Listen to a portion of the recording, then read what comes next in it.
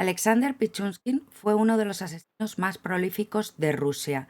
Era admirador de Andrei Chikatilo y mató a 61 personas. Fue conocido como el asesino de ajedrez, ya que su plan era matar a tantas víctimas como casillas o escaques tiene un tablero de ajedrez. Bienvenidos al oscuro corazón de Arkham. Muchísimas gracias por todo el apoyo que está recibiendo el canal. Si no estás suscrito, por favor, suscríbete. Y estés suscrito o no, por favor, darle un fuerte like al vídeo y dejar un comentario que ayuda mogollón. Recordar que estos episodios los tenéis de forma anticipada en iVoox, en su apoyo para fans. Y que además tengo una notición. Ya por fin me ha aprobado YouTube la monetización para los vídeos. Pero esto tiene una cosa mala, y es que absolutamente todos los vídeos los tengo desmonetizados. Sí, hago un contenido, ya sabéis, educativo de criminología, pero parece ser que a YouTube no le gusta. Pero bueno, tengo activada la función de miembros, así que si os queréis hacer miembros tenéis la opción más barata, que yo os doy mis gracias eternas y tendréis emotes y valles exclusivos. Y si hacéis la opción, que son 4,99 al mes, ¿vale? Tendréis la opción de ver estos episodios de forma anticipada. Y bueno, no me voy a enrollar más. Muchísimas gracias a todos y sin más, empecemos con el caso.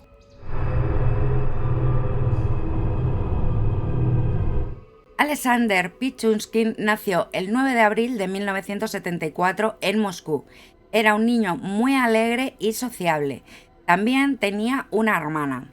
Cuando era pequeño, su padre le abandonó y este era alcohólico, y la verdad es que fue mejor para la familia. Con tan solo 4 años pasaría algo que cambiaría la vida de Alexander para siempre. Un día, jugando en el parque con un columpio, sufrió un fuerte golpe en la cabeza. A raíz de aquello, la personalidad del pequeño cambiaría. Se volvió un niño muy tímido, solitario y bastante irascible. Además, su aprendizaje también se vio mermado hasta el punto que su madre decidió matricularlo en un colegio para niños discapacitados. Aunque hay muchos estudios que un psicópata nace, no se hace, no es una locura pensar que este golpe, junto con otros muchos factores, convirtiera a Alexander en un asesino.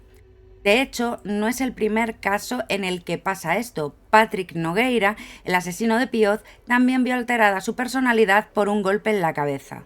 Pichunskin tenía una relación muy especial con su abuelo, lo admiraba y pasaba muchísimo tiempo con él. Este le enseñó a jugar al ajedrez e iban mucho a dar paseos al parque de Vizha Park, donde también jugaban al ajedrez. El parque de Vizha Park será bastante relevante para el caso, y os cuento que no es un parque rollo El Retiro, sino que es un parque de 22 kilómetros cuadrados que parece un bosque. Cuando su abuelo murió, entró en una gran depresión, no quería salir de casa. Para animar a Alexander, su madre le regaló un perrito y empezó a pasearlo de forma obsesiva por el parque, donde paseaba con su abuelo y jugaba al ajedrez. En 1992 cometería su primer asesinato. Hay dos teorías sobre lo que pasó y cada una es más escalofriante que la anterior. La primera teoría nos cuenta que Alexander tenía una novia que se llamaba Olga, pero que ésta le dejó por un chico de la misma edad de Pichunskin que se llamaba Sergei, con lo cual no dudó en ir a por él y acabar con su vida. La segunda teoría, que se cree que es la auténtica, es todavía más escalofriante. Alexander Pichunskin era un gran admirador de Andrei Chikatilo. Andrei Chikatilo es un asesino muy prolífico en Rusia que estuvo muchísimo tiempo actuando.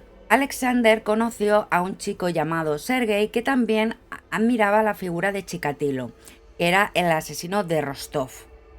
Ambos quedaban para beber alcohol y se imaginaban cómo sería ser Chikatilo, lo típico de un martes por la tarde. Y Alexander, digamos que empezaba a estar cansado de imaginar y lo que quería era pasar a la acción. Cuando se lo contó a su amigo Sergei, este evidentemente se asustó, ya que pensaba que todo lo que estaban hablando eran fantasías. Y Alexander vio que al ver que su amigo pues como que no le seguía el juego, que no le iba a ayudarse a convertirse en un gran asesino en serie, se enfadó muchísimo con él y le tiró por una ventana. Podríamos pensar que a raíz de aquello su sed de sangre empezó a ir en aumento, pero no. Siguió paseando obsesivamente a su perro como si no hubiese pasado absolutamente nada. Lo peor pasaría más tarde, cuando murió su amado perro. Pero para entender bien los hechos, voy a relatar este caso como lo fue descubriendo la policía. El sábado 15 de octubre del año 2005, unas personas que paseaban por el parque Ibiza encontraron el cuerpo sin vida de un hombre. Llamaron inmediatamente a la policía. Estos, al examinar más atentamente el cuerpo, vieron que tenía la cabeza completamente reventada y que además tenía una botella de vodka clavada en la cabeza. La policía de Moscú pensó que había sido una simple pelea, un hecho aislado, pero no podían estar más equivocados. Un mes después encontraron el cuerpo de otro hombre de forma similar. Menos mal que esta vez la policía se lo tomó en serio y no pasó como el caso de Andrei Chikatilo, que tardaron muchísimo tiempo en reconocer que tenían un asesino en serie entre manos. Pronto encontraron otros dos nuevos cuerpos de hombres con características similares, la cabeza reventada y una botella de vodka clavada en la cabeza. Esta era la firma del asesino. En Navidad ya eran 7 víctimas las que cargaba este desconocido asesino a sus espaldas.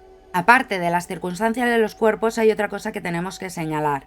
Las víctimas no habían sido ocultadas de ninguna forma.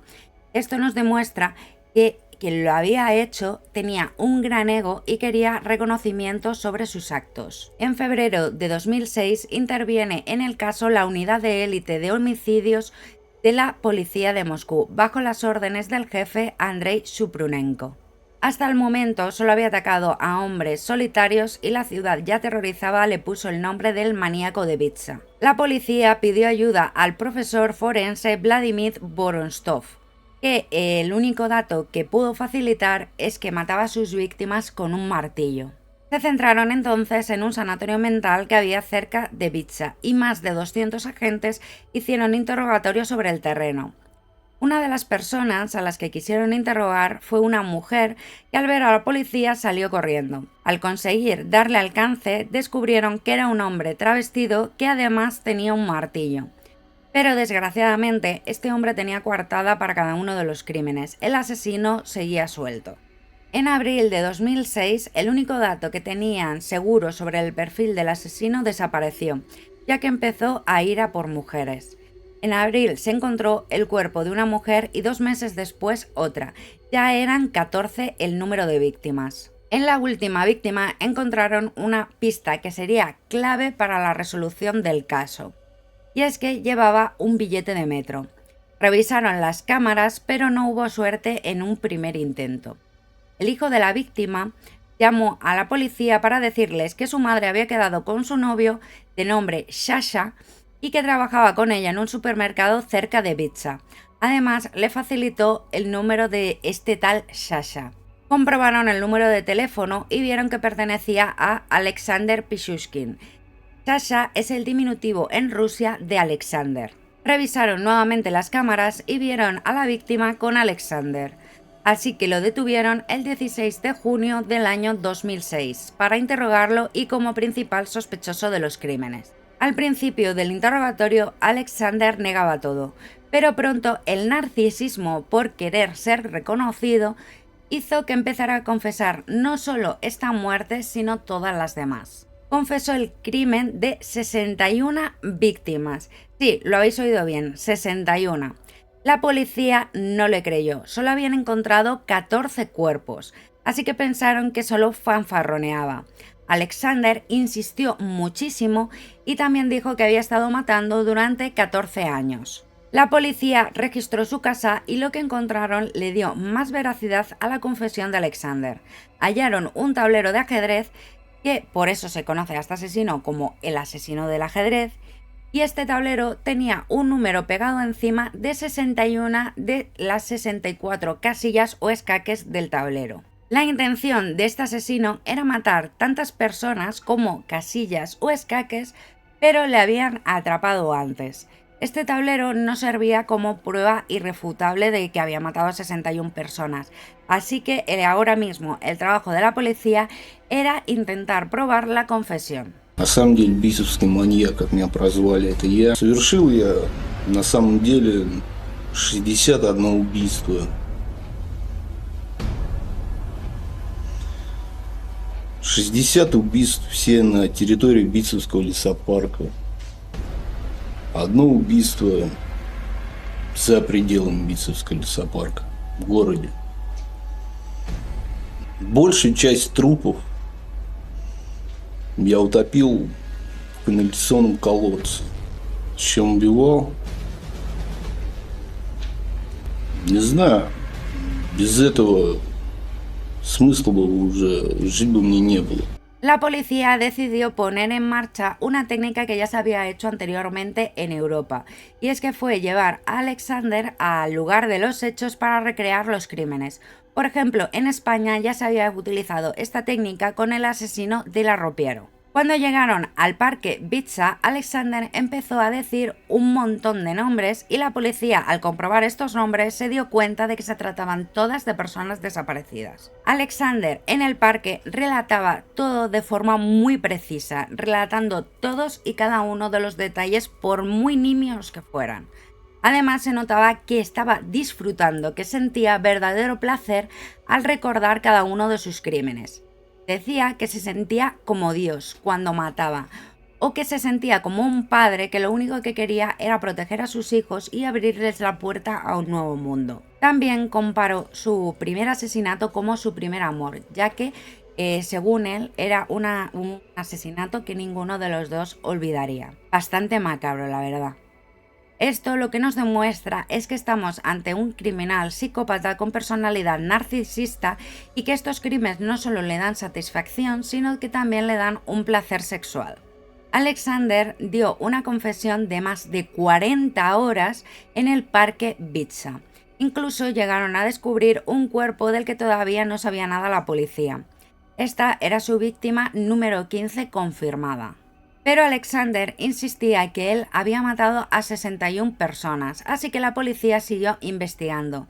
Y esta investigación dio sus frutos. Encontraron a una mujer que afirmaba haber sido agredida por Alexander Pichunskin. Esta mujer había conocido a Pichunskin en el metro y este le había asegurado que vendía una cámara de contrabando muy buena y que si la acompañaba le dejaría una a muy buen precio. Esta mujer confió en él, seguramente por la avaricia de sacar una cámara de contrabando a muy buen precio. Fueron juntos al parque y él le enseñó una alcantarilla y le pidió que se asomase ya que tenía las cámaras escondidas ahí. Cuando la mujer se agachó para verlas, la empujó dentro. Esta mujer además estaba embarazada. Cuando consiguió escapar después de más de 20 horas, fue a contarlo a la policía, pero nadie la creyó. То есть был открытый люк. У меня были распущенные волосы длинные и начал головой бить об этот железный круг. Когда я уже поняла, что кровь заливает мое лицо, и мне очень больно, и я знаю, поняла, что если я сейчас не отпущусь, просто он меня убьет. Вообще, вот Господь Бог спас. Все, я отпустила руки и полетела вниз. Como ocurre muchas veces, desgraciadamente, el no hacer nada, el no hacer caso a la víctima provocó muchas muertes después. La policía fue, por supuesto, a examinar la alcantarilla y cuando se asomaron descubrieron un auténtico infierno, una cantidad ingente de cuerpos sin vida. Todo lo que les había dicho Alexander era verdad. Sus primeras víctimas estaban ahí, incluso llegó a arrojar a un niño de 9 años a esa alcantarilla. Cambió su modus operandi porque quería reconocimiento. Le encantaba tener la atención del público, incluso bajo estas circunstancias. En el juicio volvió a relatar con todo lujo de detalles lo que había hecho y volvió por supuesto a disfrutarlo. De lo único que dijo que se arrepentía era de haberse dejado atrapar, ya que no había terminado su obra maestra. Todavía le quedaban 3 víctimas para terminar su tablero de ajedrez. Le condenaron a cadena perpetua y además que sus 15 primeros años fueran en una celda de aislamiento. En 2016 estuvo a punto de casarse con una chica que se llama Natalia y que según ella le amaba hasta la médula. pero finalmente la boda no se celebró. Esta chica, al igual que Pichushkin, era una gran admiradora de Andrei Chikatilo. Según lo último que he averiguado, todavía siguen enamorados. Andrei Pichushkin era un psicópata de manual. Era narcisista, tenía muchísimo ego, le encantaba el reconocimiento, sentía placer al matar sus víctimas y también sentía placer sexual al rememorar lo que había hecho. Afortunadamente, como os he relatado, esta vez no hicieron como en el caso de Andrei Chikatilo, que por cierto es un caso que tengo pendiente de traer, y si queréis que traiga, dejármelo abajo en comentarios. Que por ejemplo en el caso de Andrei Chikatilo, la policía decía que no había ningún asesino, que eran todo casos puntuales. En cambio en este caso, pues por lo menos intentaron atraparle lo antes posible. Fueron 61 las víctimas, había muchísimas personas desaparecidas en Rusia. La cosa es que cogía a personas que fueran solitarias, vulnerables y que, digamos que, aparte que fueran fáciles de matar, que también fuesen muy difíciles de notar su ausencia. Y bueno, hasta aquí el caso de hoy. Decidme vosotros qué os ha parecido este caso en comentarios. Muchísimas gracias por todo el apoyo que está recibiendo el canal, de verdad. Por favor, suscribiros, que hay un montón de personas que escuchan y ven estos casos y no están suscritos, así que si os suscribís me hacéis un favor, le dais un like, me hacéis un favor, y si dejáis un comentario, vamos, ya os adoro. Recordad que tenéis la opción de miembros en YouTube para ver estos casos de forma anticipada y que también tenéis la opción para fans en iVoox para escuchar estos casos de forma anticipada. Seguidme en todas mis redes sociales y sin más me despido hasta el próximo caso. ¡Chao!